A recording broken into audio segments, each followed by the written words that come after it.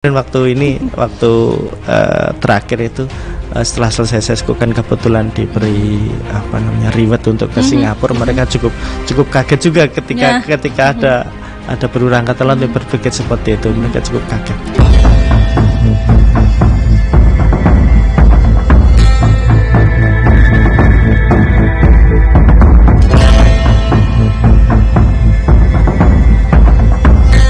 Dalam dunia militer modern, peran teknologi terus berkembang untuk menjawab tantangan keamanan yang semakin kompleks.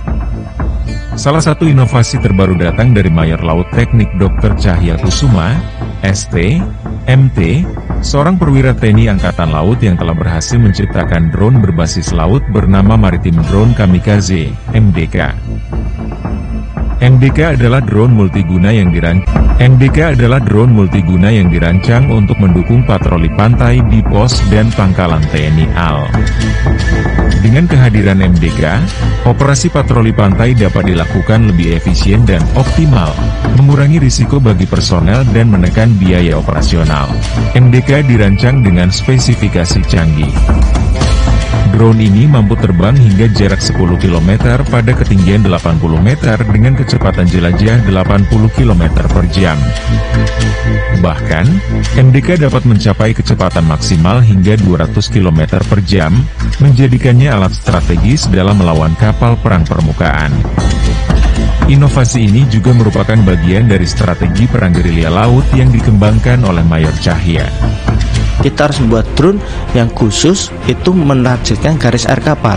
Karena kalau kita bisa menyerang pada garis air kapal, maka kapal tersebut akan bocor. Itu yang kita harapkan. Nah, kelemahan kalau kita menggunakan kapal, maka kecepatannya tidak akan terlalu besar. Karena berat jenis air itu 1000 kali lipat berat jenis udara, sehingga kita harus bisa terbang. Nah, tapi kalau terbang, amunisinya nggak banyak. Kalau gitu enggak apa-apa, yang penting bisa melubangi kapal. Karena urusan selanjutnya adalah air laut. Secara alami air laut akan masuk sehingga kapal musuh akan tenggelam.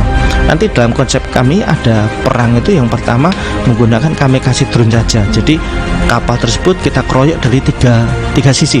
Jadi dari sisi kiri, sisi kanan, dan juga dari sisi atas.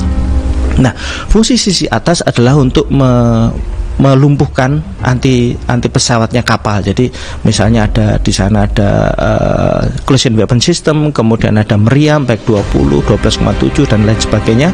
Nah, dan juga radar dan juga anjungan. Itu adalah serangan dari sisi atas. Kemudian sisi kiri dan sisi kanan itu berusaha menyerang lambung kapal. Nah, sehingga diharapkan dengan dari tiga sisi serangan ini, maka kapal perang musuh tersebut akan mengalami obstruksi mana yang harus dijatuhkan terlebih dulu. Jadi konsep kami dengan misalnya saat kita anggap satu serangan itu satu skuadron, kita namakan satu skuadron begitu saja, karena memang belum ada istilah bakunya. Itu 16 drone kalikan 3, 48, itu masuk 2 atau 3 itu sudah berhasil menurut kami. Waktu terakhir itu setelah selesai sesku kan kebetulan diberi reward untuk ke Singapura. Mereka cukup kaget juga ketika ada berulang kata lain berpikir seperti itu. Mereka cukup kaget.